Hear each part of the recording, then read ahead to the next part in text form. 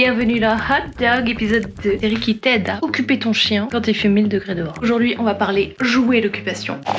Un de mes chouchous, c'est celui-ci, la marque Kong, qui bascule. On voit qu'il a bien vécu. Je l'avais chopé d'occasion. S'il y en avait un, je rachèterais celui-là. Il est pas trop frustrant pour le chien. Facile à nettoyer, ultra résistant. Tu prends ta portion de croquettes, tu refermes et tu le files au chien. Le deuxième que j'ai, c'est celui-ci, également de la marque Kong. Je l'aime bien, mais c'est pas possible de le nettoyer. Après, il est plus difficile. Ce qui est top avec celui-ci, c'est qu'il fait pratiquement pas de bruit si vous l'utilisez à l'intérieur. Celui-ci, sacré boucan. Il est un petit peu plus difficile à remplir. On l'a mis par terre. Troisième option, ce type de balle. C'est pas mal. Le truc qui peut être pas très pratique, c'est que ça peut se glisser sous les meubles. Ça, c'est relou. Plus difficile à remplir et également à nettoyer. Troisième option, zéro pépette. Vous allez dans le bois de Vincennes si vous habitez vers Paris. Vous traînez près des cours de jeu de tennis et vous récupérez des balles. Avec un petit coup de couteau, vous tranchez et vous remplissez. Attention, faut pas en abuser parce que le problème avec ce type de balle, ça peut être abrasif pour les dents des chiens. Pratique en dépannage. Facile à remplir.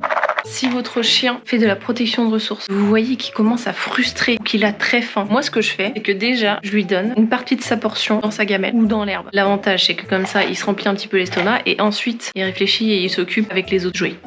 Madame, là, elle est en train de me regarder depuis tout à l'heure. Elle attend que je lui donne à manger, donc je vous quitte. Salut, madame.